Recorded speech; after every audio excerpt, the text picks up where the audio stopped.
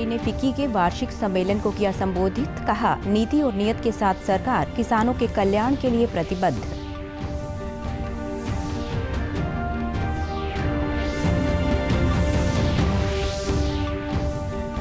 दसवीं और 12वीं कक्षाओं के लिए 14 दिसंबर से खुलेंगे प्रदेश के सभी स्कूल। शिक्षा मंत्री ने कहा, स्वास्थ्य मंत्रालय द्वारा जारी कोविड-19 के दिशा निर्देशों के अनुरूप ही खोले जाएंगे स्कूल। कुरुक्षेत्र के सांसद नायब सैनी ने कृषि कानूनों का किया समर्थन। कहा, आंदोलन से नहीं बातचीत से निकलेगा समस्या का हल।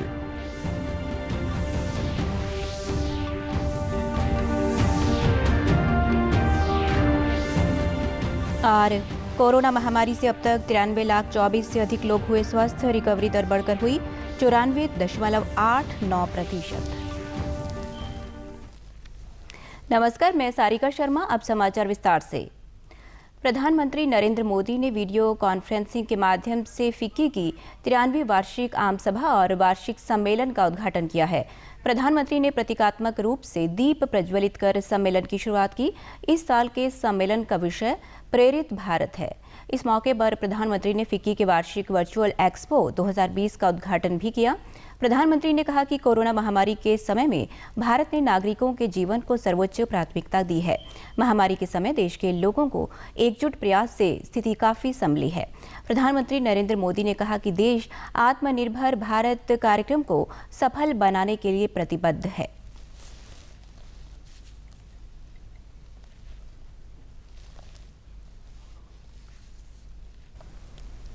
इस महामारी के समय भारत ने अपने नागरिकों के जीवन को सर्वोच्च प्राथमिकता दी।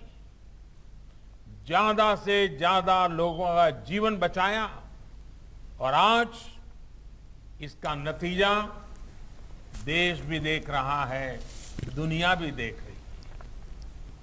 आत्मनिर्भर भारत अभियान भारत में क्वालिटी प्रोडक्ट्स बनाने और भारतीय इंडस्ट्री को और ज्यादा कॉम्पिटिटिव बनाने का भी माध्यम है।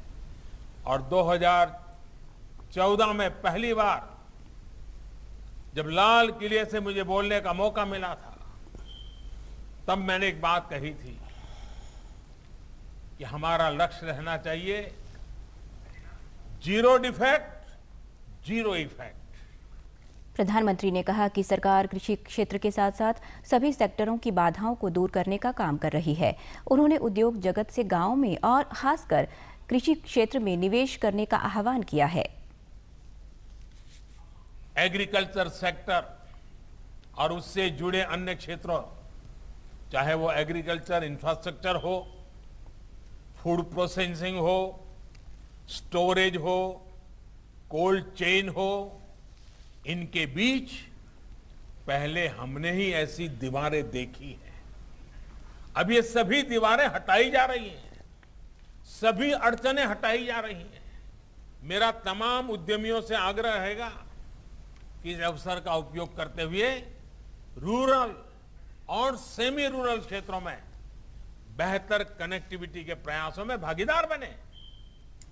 ये निश्चित है कि 21वीं सदी के भारत की ग्रोथ को गांव और छोटे शहरी सपोर्ट करने वाले हैं। प्रधानमंत्री ने कहा कि अब किसानों के पास मंडियों के बाहर फसल बेचने का विकल्प है। साथ ही उन्होंने कहा कि जब देश का किसान समृद्ध होगा तभी देश भी समृद्ध होगा। भारत का एग्रीकल्चर सेक्टर पहले से कहीं अधिक वाइब्रेंट हुआ है। आज भारत के किसानों के पास अपनी फसल मंडियों के साथ ही बाहर भी बेचने का विकल्प है। प्रदेश में एक बार फिर 10वीं और 12वीं के छात्रों के लिए स्कूल 14 दिसंबर से खुलने जा रहे हैं और जल्दी ही 9वीं और 11वीं तक के स्कूल भी खोले जाएंगे। 8वीं कक्षा तक के स्कूल आगामी आदेश तक बंद ही रहेंगे। ये जानकारी शिक्षा मंत्री कंवरपाल गुर्जर ने यमुनानगर में पत्रकारों से बातचीत के दौरान दी। उन्होंने बताया कि इस संबंध में नोटिफिकेशन जारी कर दिया गया है। शिक्षा मंत्री ने बताया कि सभी सरकारी व निजी स्कूलों को सुबह 10 से 1 बजे तक खोलने की अनुमति दी गई है। शिक्षा मंत्री ने बताया कि जो भी छात्र स्कूल आएंगे वह अब किसी भी डॉक्टर से मेडिकल लेकर आ सकते हैं ताकि ये पता चल सके कि उसमें किसी तरह की बीमारी के लक्षण हैं या नहीं हैं। उन्होंने कहा कि ये जरूरी नहीं है कि छात्र कोरोना टेस्ट करवाएं, लक्षण से ही उसके स्वास्थ्य की जानकारी मिल जाएगी। शिक्षा मंत्री ने ये स्पष्ट किया कि सभी स्कूलों को स्वास्थ्य मंत्रालय द्वारा जारी कोविड-19 संबंधी दिशा निर्देशों का पालन करना होगा।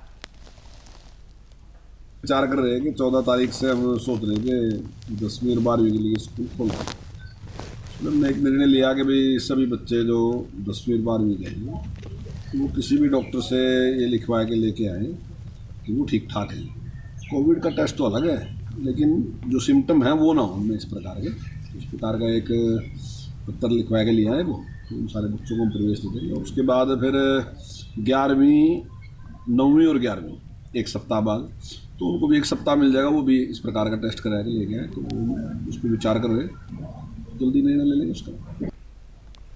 कुरुक्षेत्र के सांसद नायब सैनी ने नए कृषि कानूनों का समर्थन करते हुए कहा कि नए कृषि सुधार किसानों के हित में हैं।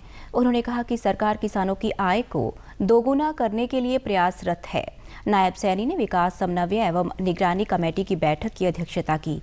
इस दौरान उन्होंने संबंधित अधिकारियों को केंद्र सरकार की लोक कल्याणकारी योजनाओं के तहत किए जा रहे विकास कार्यों को तेजी के साथ पूरा करने के निर्देश दिए।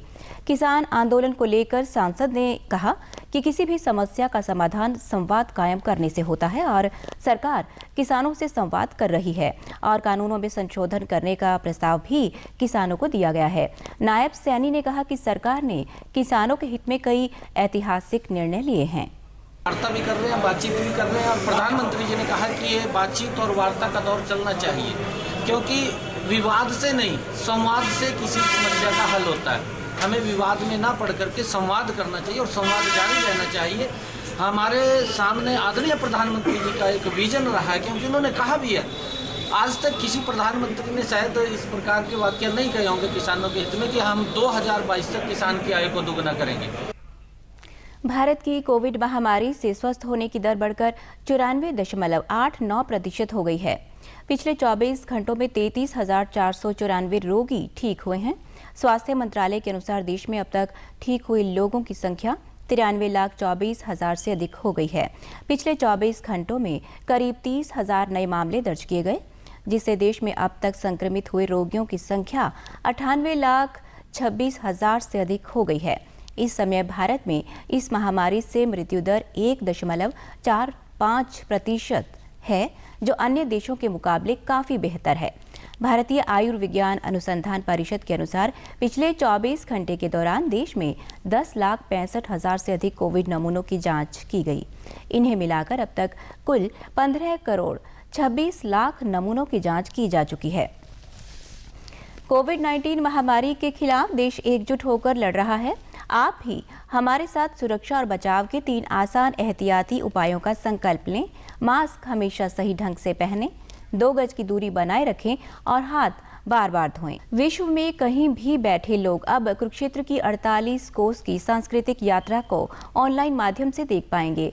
इस सांस्कृतिक यात्रा में 134 तीर्थों के पौराणिक इतिहास को तथ्यों सहित दिखाया जाएगा।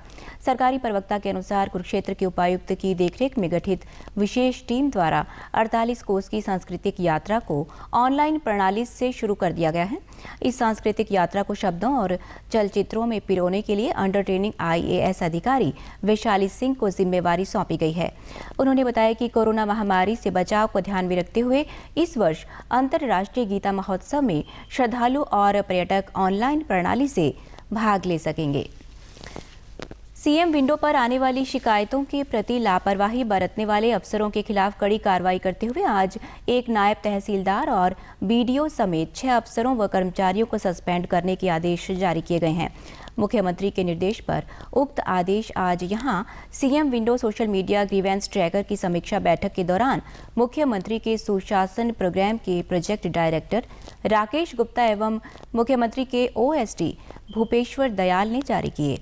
सुशासन प्रोग्राम के प्रोजेक्ट डायरेक्टर ने कहा कि मुख्यमंत्री का सख्त निर्देश है कि भ्रष्टाचार को किसी भी सूरत में बर्दाश्त नहीं किया जाएगा। उनकी भी समीक्षा की सबसे पहला संदेश तो माननीय मुख्यमंत्री का ये कि सोशल मीडिया पे जितने भी मामले विशेषकर जो भ्रष्टाचार के या सरकारी काम के आ रहे हैं उनमें कोई भी ढिलाई कोताही किसी भी कीमत पे बर्दाश्त नहीं होगी। माननीय मुख्यमंत्री जी का इस बारे में निर्देश है कि कोई भी ढिलाई अब बर्दाश्त नहीं होगी और ज़ीरो टॉलरेंस ऑफ करप्शन का जो उद्देश्य था वो उस उद्देश्य को लेके अब फिर से समीक्षा बैठक कई महीनों बाद सीएम विंडो की गई। न्यूनतम समर्थन मूल्य पर फसल बिकने पर कैथल के किसान काफ़ी खुश दिखाई दिए। उन्होंने कहा कि वे फसल को पूरी तरह से सुखाकर और साफ करके मंडी में लेकर गए थे और उनकी फसल सरकार द्वारा निर्धारित न्यूनतम समर्थन मूल्य पर खरीदी गई है। किसानों ने कहा कि फसल की राशि भी उन्हें जल्दी ही मिल गई, जिससे वे बेहद खुश हैं।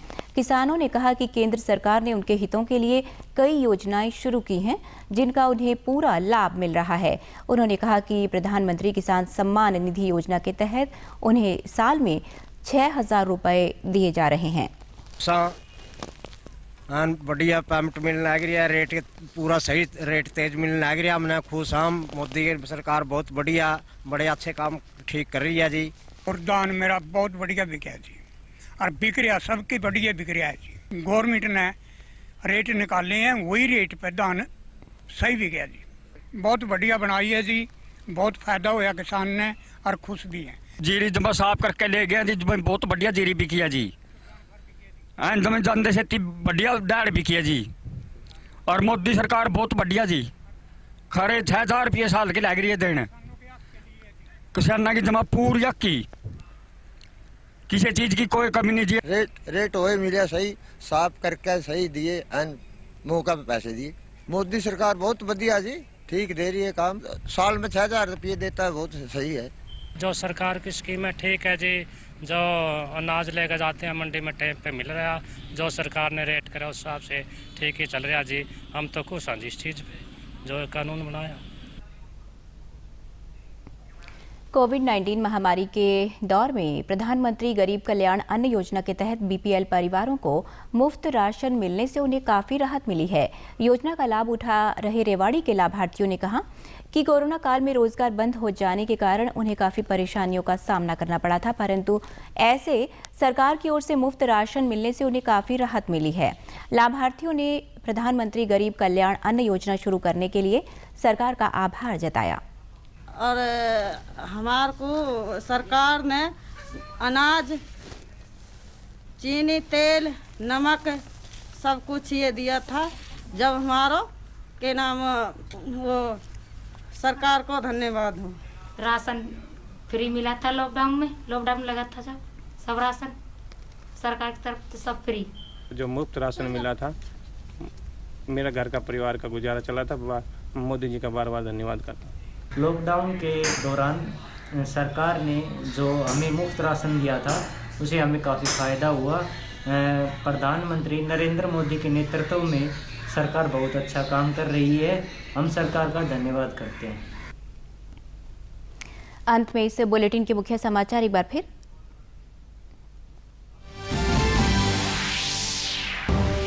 प्रधानमंत्री ने फिक्की के वार्षिक सम्मेलन को किया संबोधित, कहा नीति और नियत के साथ सरकार किसानों के कल्याण के लिए प्रतिबद्ध।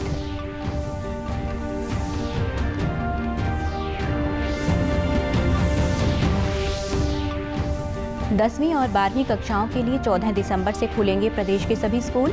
शिक्षा मंत्री ने कहा स्वास्थ्य मंत्रालय द्वारा जारी कोविड-19 के दिशा निर्देशों के अनुरूप ही खोले जाएंगे स्कूल।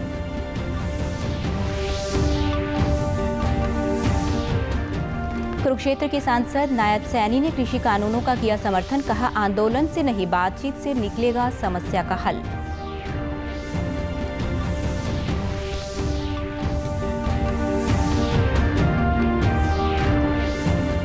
और कोरोना महामारी से अब तक 93,24,000 से अधिक लोग हुए स्वस्थ। रिकवरी दर बढ़कर हुई 94.89%।